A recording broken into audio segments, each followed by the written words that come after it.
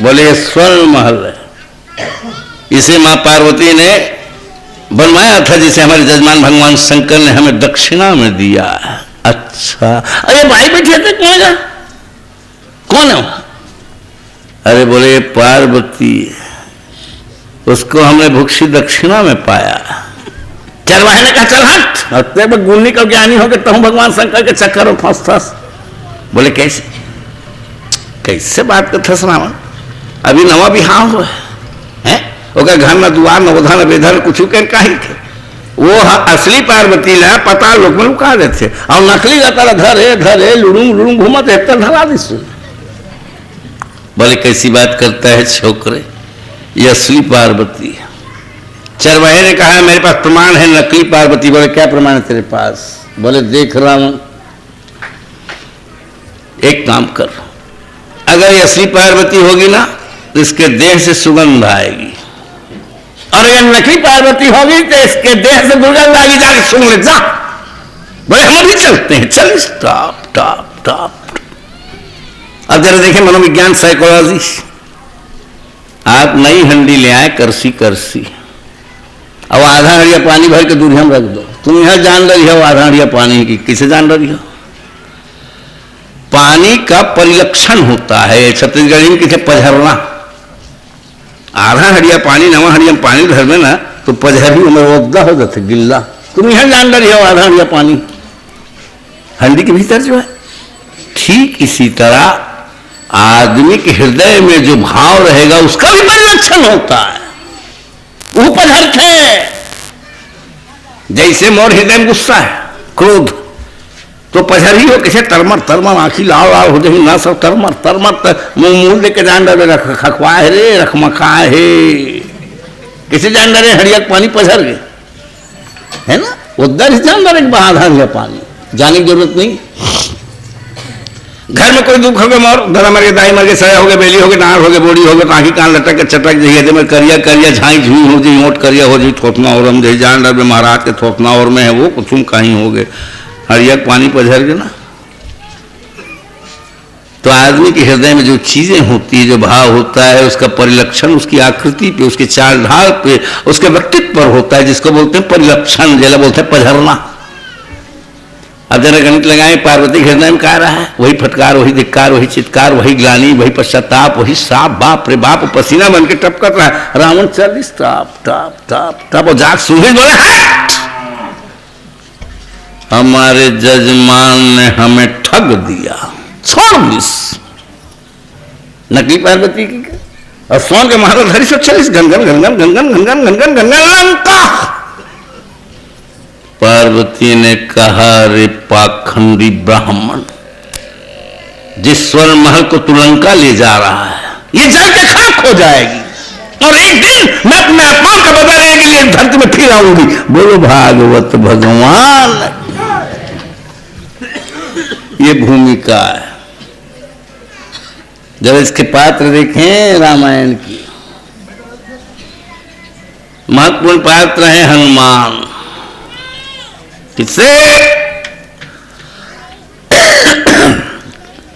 आप हनुमान को क्या कहते हैं? भगवान राम का सेवक था, दास। किसे? एक नया हमारा तर्क है, थोड़ा सा फर्क। हनुमान भगवान राम के दास वास नहीं थे, वो नंबर 1 का साहूकार, नंबर 1 का साहूकार। जेला गहना धरी न चपक दिस बुआ का साहूकार। आप सेठ मारवाड़ियों के यहाँ कपड़ा लत्ता धन दुकानी छानी पलानी, अगर घर द्वार खेत खार अगर तुम रहन रख दोगे तो चौगुना ब्याज लेगा, लेकिन वो सेठ मारवाड़ी साहूकार वापिस करेगा। और नहीं तो गवर्नमेंट तो ट्रेनिंग देती है, जमीन बेचो और झूठ बोलो कि हमने बैनामा नहीं किया, हमने रहन रखा है, गवर्नमेंट शिक्षा देती है। बोलो भागवत भगवान। नंबर 1 का साहूकार, जेला गहना धरी ना बुआ का चपक बिजबाई। हाँ, कोई सेठ मारवाड़ी के यहाँ कोई रहन रखोगे चक्रवृद्धि ब्याज दे देगा, लेकिन उसको देना पड़ेगा। ऋण मुक्ति नियम बना है हमारे गवर्नमेंट का, जमीन बेच बोल दो मैं गहना धरे की। लेकिन वह हनुमान जेला गहना धरी चपक बिजबाई और लिखानी सबसे स्टाम्प। कैसे मैं बता, राम ने कहा, हनुमान तुमने सीता का पता लगाया, हम जीवन भर तुम्हारे ऋणी रहेंगे। बूढ़ी की माचिस लिख कर देते स्टाम्प राम हरे देख। क्या कहा था राम? हनुमान तुमने सीता का पता लगाया, हम जीवन भर तुम्हारे ऋणी रहेंगे। जीवन भर बुरा उपका।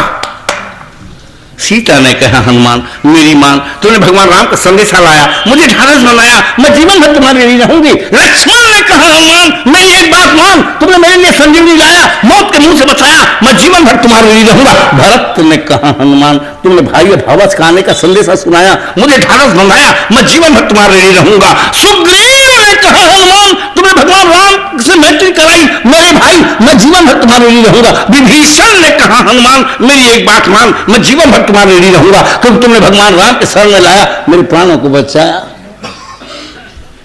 कहते जाना बोल दिस कहा थे जीवन भर ऋणी। बूढ़ा उपका। राम लबोरी दी, सीता लबोरी दी, लक्ष्मण लबोरी दी, भरत लबोरी दी, सुग्रीव लबोरी दी, और विभीषण लबोरी दी। अब पांव भरत से मैं दास हूं, दादा दास, और सब परिवार बूढ़ा उपका। नंबर 1 का साहूकार।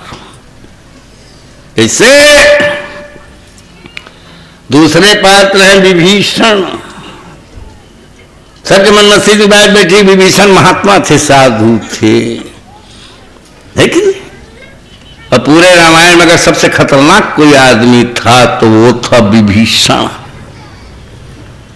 मोस्ट डेंजर पॉलिटिशियन वाज, सबसे खतरनाक कूटनीतिक। जरा बात, पुराने जमाने में जय हिंद वोट दो कह गद्दी नहीं मिल जाती, जैसे आजकल के लोग सब राजा बन जाते हैं पाखंडी। ऐसा राज नहीं मिलता था। वो तो महात्मा गांधी के बदौलत तस्वीर में रख के तुमको आजादी मिल गई करके बेच के खा रहे हो। ऐसे राजा महाराजा नहीं बनते थे पुराने जमाने में। तीर तलवार फरसा भाला मार काट खान बात लहूलहान युद्ध करने पड़ते थे, तब कहीं गद्दी नसीब होती थी।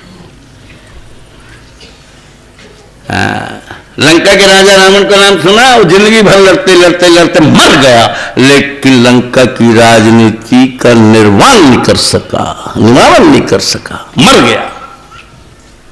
भगवान राम को भी 14 साल जंगल में भटकना पड़ा, सिर पर लगना पड़ा, 14 साल तीर तलवार चलना पड़ा, युद्ध करना पड़ा, तब कहीं अयोध्या की गद्दी नसीब हुई। वोट दो कि नहीं बन गए राजा वो। अभी विभीषण क्या करे? कुछ नहीं करे, चंदन महल लगा ले रहा है, भाई माला धर ले रहा है, राम राम राम राम करत रहा है, और जहां पा गई से टप ले जाकर लंका के राजा बन गए मोतीलाल बोरा। ऐसा राज्य नहीं मिलता था, पुरुषार्थ करने पड़ते थे, तब गद्दी नसीब होती थी। एक तो अगर नामे पे ही देख लो, काना होकर विभीषण वी, भीषण वी माने विशेष, मस्त, भीषण माने भयंकर, डेंजर, मस्त डेंजर। अगर नाम है भीषण, भीषण माने भयंकर, और वी माने विशेष, विशेष भयंकर, मस्त डेंजर। तीसरी पात्रा थी कैकेयी। कई मैनी रंग रंग के आनी बानी के। सांग के कहा थे क्या हुई सो राम घर मोर बेटा राजा बनंद दुनिया का ठागी लगा। अगर राम राजा बन देख लो कोक के लिए कहा जी भारत ले मैनी कई यानी बानी के रंग बन के। ऐसा नहीं है। कई विद्वान कहते कई दुष्टा थी, दुष्टा। और मेरा निवेदन है कई शिष्टा थी। निर्माण करने वाली जगह कई नहीं होती ना, तो राम ज्यादा से ज्यादा दशरथ के बेटा होता, मर्यादा पुरुषोत्तम राम नहीं होता। सौतेली मां की कृपा है जो भगवान राम बन गए। सग मां की सेवा करते तो ना जाने क्या होता। जरा इसको समझे तो बात समझ में आए। सत्य जितनी मां बैठी है कि माँ बेटे के बीच में मंथरा आ गई इसलिए गड़बड़ हो गया। आप गलत सोचते हैं, माँ बेटे के बीच में मंथरा हुई करके काम बन गया। कई और राम के बीच में मंथरा हुई। ये मंथरा का मतलब क्या होता है? मंथरा का मतलब मंत्रणा। आप कहोगे हमारी किताब में मंथरा लिखा है, चलो तुम्हारी किताब। मंथरा का मतलब होता है मंथन करना, विचार करना, पैक्ट करना, गठबंधन करना, विचार विनिमय करना, साठगांठ करना, ये होता है उसका अर्थ। दाई बेटा के बीच में मंथरा हुई, कैकेयी और राम के बीच में गठबंधन हुआ, साठगांठ हुआ, पैक्ट हुआ। कैकेयी और राम के बीच में मंथरा हुई। और कैसे मंथरा हुई? कैकेयी ने कहा, मेरे बेटे राम, मेरी अयोध्या की राजधानी की सीमा को तू बढ़ाते बढ़ाते लंका ले जा मेरे बेटे, लंका ले जा। ये मंथरा हुई, ये गठबंधन हुआ, ये साठगांठ, ये जातक रामायण, बंग रामायण, कम्ब रामायण। मां बेटे के बीच में मंथरा हुई, साठगांठ, पैक्ट, विचार विनिमय। जरा बात समझ लीजिए, पहले अपन कैकेयी को भी समझ ले, कैकेयी है कौन? आप लोग कहते हैं कैकेयी के पिता का नाम था, ये रशियन का, जो आप रूस का नक्शा, वर्तमान संसार का नक्शा देखेंगे तो वर्तमान रूस के कार्नर में दक्षिण पश्चिम तट में एक छोटा सा राज्य है जिसको अपन बोलते हैं रशियन भाषा में कॉकस, और उसका हिंदी ट्रांसलेट करोगे तो कैकेयी। वहां एक सम्राट रहता था जिसका नाम है कॉकस, जिसको हिंदी में ट्रांसलेट करोगे कैकेयी। उसकी बेटी थी कैकेयी। वो कश्मीर लेडी नहीं थी, रशियन लेडी थी। ते पाए हमारे मामा कहाँ है? आज मामा शरीफ मानथान रसूस आध्यात्मिक संस्कार। वो जो सम्राट था कॉकस, जिसको कैकेयी कहते हैं, वो साम्राज्यवादी था। उसकी नजर भारत पर थी। वो चाहता था कि मैं भारत को अपनी मुट्ठी में रखूं, हर। और ठीक उसी जमाने में यहाँ का जो चक्रवर्ती राजा था, उसका लड़का दशरथ युवराज, उसको बच्चे का भूत सवार था। निसंतान थे, निसंतान, महल था वीरान, उसके लिए था मात्र एक भगवान। निसंतान होने के कारण वो लगातार विवाह करते जा रहे थे। शादी करते करते उन्होंने 703 शादियां की थी दशरथ ने, 703। इसको जानता था कॉकस कैकेयी। पुराने जमाने में राजनीति में नारियों की सुंदरता का उपयोग उठाया जाता था।